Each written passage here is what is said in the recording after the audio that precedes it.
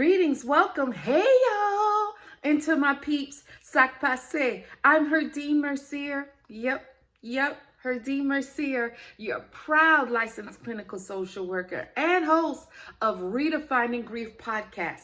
And today is Did You Know Monday. Now today's focus is going to be about listening. Do you provide an active ear or a defensive ear? Tune in. What I want you to know is that oftentimes the biggest mistake that happens between communication is that parties aren't listening. They're listening to defend. And we're going to change that today, right?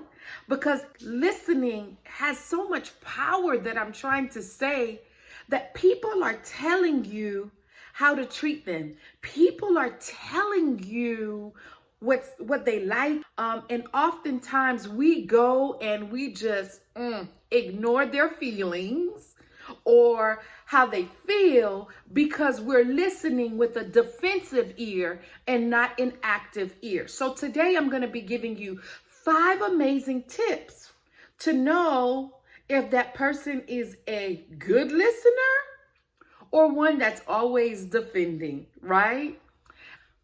Did you know that a compassionate listener is someone who actively listens to your heartache and your grief with love, kindness, passion, and respect? Love, kindness, passion, and respect. That's how you know that when you go to speak to someone, they hear you without any judgment. That's good.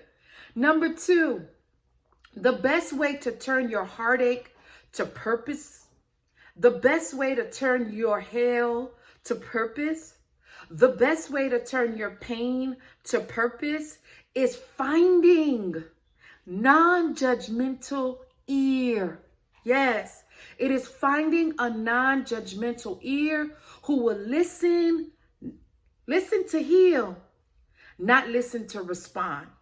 You hear me? They are listening to you to heal, not listening to you to give you a response. That was good. I hope you got it. Because healing requires you to do the investment of releasing through communication, right? And so you need someone who is going to actively listen, not listening to respond, all right?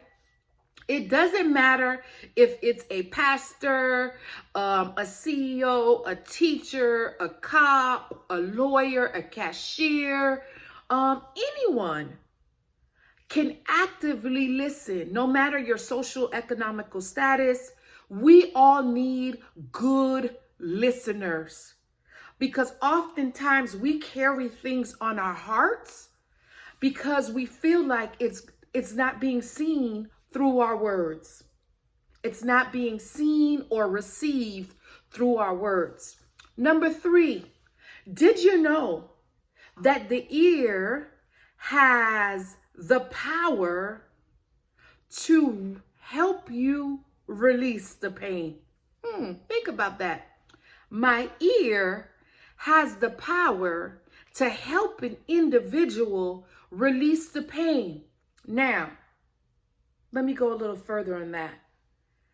That individual who has the power of providing you an ear to release the pain also has to be someone that is not going to share your pain. They're going to respect your story by allowing it to only filter through their ears. What I'm saying, you found a good listener who you can pour your heart to that won't share your heart out with somebody else. Number 3 is good. You don't have a good listener if that person is gossiping about your heart and your pain. So make sure when you find that ear that it's someone who is going to take your words and put it in a safety box Unless it's something that is tragic, you are suicidal, any of those things, of course, you will gather the help or the necessary community resources to support that person. Number 4, did you know an amazing ear is someone who is supportive but doesn't have to agree? Are you providing an amazing ear? Are you providing a healing ear by just listening and being okay with not agreeing? As you can see, a lot of gaslight is happening now. With everything that is going on in the world, people are saying all lives matter. People are saying Black lives matter.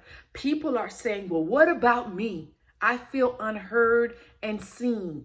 And what I want you to realize is that in providing a listening ear, in order to get to a place of restoration, you may have to deny yourself to kind of understand what that other individual is saying. I've had to have hard heart to heal chats with individuals who do not agree with me, with individuals who do not understand what it is to be Black in America, what it is to have a Black husband in America, what it is to have a Black son or Black daughter in America, and the fears that come up for us as Black wives, as Black women, as Black aunties, as Black mothers, as Black grandmothers, as Black great-grandmothers. Our experiences are different. And so what I learned in having a heart to heal chat with individuals is that at the end of it all, you can actively listen without gaslighting by hearing to understand, not hearing to defend. Hearing to understand, not listening to defend. That's how you know you are being a good listener. Now, this is my final one, and it's good. Did you know, number 5, an active ear is someone who is invested in your healing, not in their ego. An active ear is someone who is invested in your feelings and how you heal, not in their ego. That one's good. You may have to chew that one over for a little while. But what I want you to know, you see, if you have even spoken to anyone about your heartache and they don't understand, or they keep coming back with, well, what about me responses, they're not actively listening. They're listening with an ear of defense. And healing can only occur when the ego is not involved. Healing can only occur when the ego is not involved. Dean Jackson said, listening is an act that requires attention over talent, spirit over ego, others over oneself. And the difference between an active ear and a defensive ear is this. An active ear is not trying to defend themselves. An active ear is trying to listen, to understand the individual's heart who's speaking. I hope today's Did You Know Monday is having you do an internal check and realizing or asking yourself this question: am I an active listener or am I a defensive listener? Am I an active listener or am I a defensive listener? Because the only way the matters of the heart, that heartbreak, is when you allow people to show up in their truth, right? Anchor down in their heartbreak, provide the community needed so that they can tap into their faith and then get to a place of restoration. I want to remind you all that this life is not perfect, but the requirement of living it is. I hope that helped you. If it did, let me know. Are you an active listener? Or did you learn today that maybe in some situations you've been a defensive listener and you're going to make some changes today? Oh, I got to tell you. And did you know Monday that I am doing a Men Have Emotions series all on the Redefining Grief podcast? And tomorrow you want to tune in. The episodes drop early in the morning.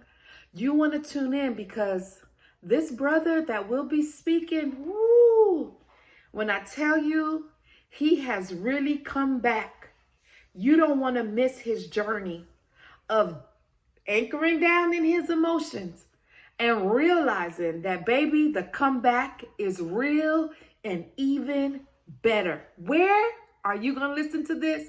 No other than the Redefining Grief podcast with Herdyne Mercier. I love y'all. Have an amazing day and see you next Monday for another episode of Did You Know Monday. Tell me how you feel.